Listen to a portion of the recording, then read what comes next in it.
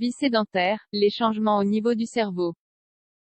Dans la société d'aujourd'hui, avec l'augmentation du confort à la maison, les transports, la technologie et les longues heures de travail, de plus en plus de personnes mènent une vie sédentaire, un mode de vie qui nuit à la santé. Pour savoir quels sont les changements au niveau du cerveau dus à un mode de vie sédentaire, il faut d'abord savoir ce qu'est un mode de vie sédentaire.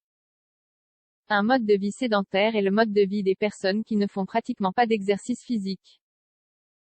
Selon l'Organisation mondiale de la santé, OMS, l'inactivité physique et le mode de vie sédentaire constituent d'importants facteurs de risque de mortalité dans le monde. Ces deux facteurs augmentent le risque de souffrir de maladies non transmissibles, comme les maladies cardiovasculaires, le diabète et le cancer. On estime qu'un adulte sur 4 dans le monde n'a pas un niveau d'activité physique suffisant. Et au moins 60% de la population ne pratique pas d'activité physique apportant des bienfaits pour la santé. Plusieurs études affirment que faire de l'exercice physique produit des changements positifs au niveau du cerveau à court et à long terme. L'inactivité physique peut, elle, provoquer des changements au niveau du cerveau? Nous répondons ci-dessous à cette question. Vie sédentaire, quels changements se produisent au niveau du cerveau? Jusqu'à il y a 2 décennies, de nombreux scientifiques pensaient qu'il n'était pas possible de créer de nouvelles cellules cérébrales ou de modifier la structure des cellules existantes à l'âge adulte.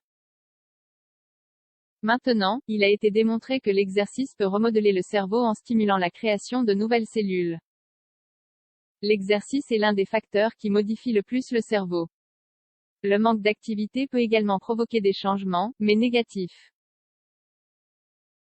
Rester assis pendant de longues heures provoque un amincissement du lobe temporal médial, une zone de notre cerveau liée à la formation de la mémoire.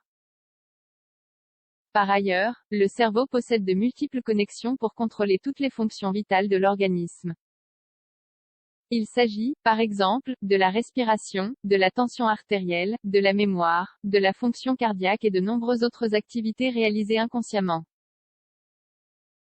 Si nous développons un mode de vie sédentaire, des changements peuvent se produire dans les structures neuronales qui font partie de ces connexions. Pour cette raison, l'inactivité physique a une influence négative sur la santé. Un exemple. Cela a été récemment prouvé dans une étude menée par School of Psychology de la Wayne State University. L'activité cérébrale de rats sédentaires et de rats physiquement actifs a été observée. Après 3 mois, les rats sédentaires avaient plus de ramifications dans les neurones qui contrôlent la respiration, la pression artérielle et de nombreuses autres fonctions que nous effectuons inconsciemment. Cette partie du cerveau est étroitement liée au développement des maladies cardiaques et de l'hypertension. En somme, dans le cerveau des personnes sédentaires, on observe une suractivité de la zone qui contrôle les fonctions vitales. Les personnes qui font de l'exercice maintiennent, elles, le même nombre de branches dans cette zone. En d'autres termes, dans le cerveau des personnes sédentaires, la zone liée au développement des maladies cardiaques et de l'hypertension est plus active. Par conséquent, ces personnes sont plus à risque de souffrir de ces maladies. Vie sédentaire et santé du cerveau. À long terme, un mode de vie sédentaire peut également entraîner de multiples troubles cognitifs, comme la démence. En effet, de nombreuses connexions neuronales se produisent dans la substance blanche du cerveau. La substance blanche est responsable de la communication entre les différentes parties de notre système nerveux. Si leur charge de travail augmente, le moment viendra où les cellules se satureront et arrêteront leur activité ou mourront.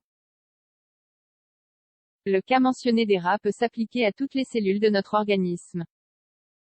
L'inactivité de certaines cellules oblige d'autres cellules de notre corps à travailler plus intensément, voire à s'épuiser.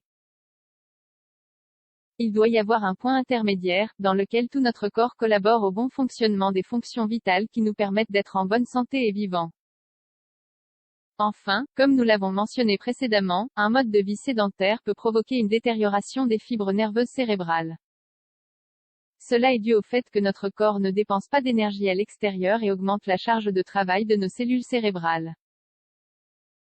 Ainsi, à court terme, nous pouvons souffrir de problèmes suivants.